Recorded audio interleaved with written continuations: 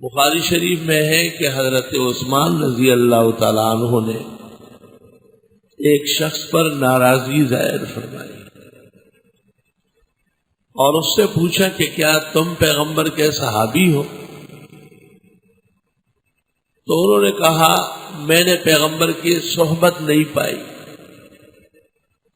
میں موجود نہیں تھا، لیکن پیغمبر کا علم مجھ تک ایسا پہنچا ہے جیسے کنواری لڑکی کو سب کچھ پتا ہوتا، کوئی چیز ایسی نہیں جو میرے علم میں نہ ہو پیغمبر آ رہا۔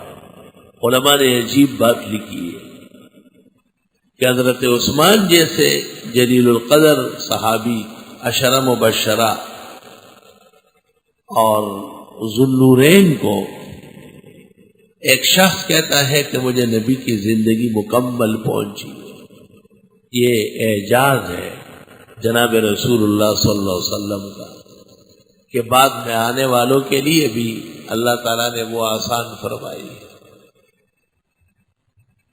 صحیح مسلم میں اور مسند احمد میں اور دیگر معتبرات میں کہ آپ نے ایک موقع پر پوچھا حل تدرون اخواننا، تم جانتے ہو ہمارے بھائیوں کو؟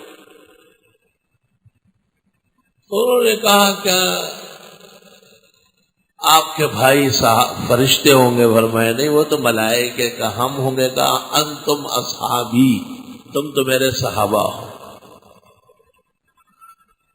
تو صحابہ نے کہا کہ حضرت آپ بتائیں پھر کون ہے وہ تمہارے بھائی؟ فرمایا اخواننا الذین یأتون بعدنا لم یرونا ویؤمنون بنا، یہ ہمارے وہ بھائی ہیں جنہوں نے ہمیں دیکھا نہیں، ہمارے بعد آئیں گے لیکن ایمان میں بڑے پختہ ہو، علم میں اور عمل میں بہت مضبوط ہو۔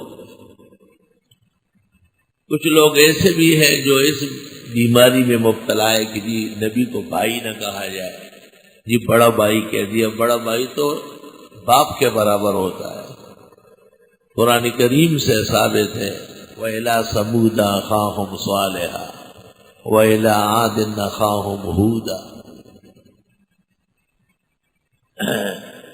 اہل حق کا موقف کتاب اور سنت کے ایک مطابق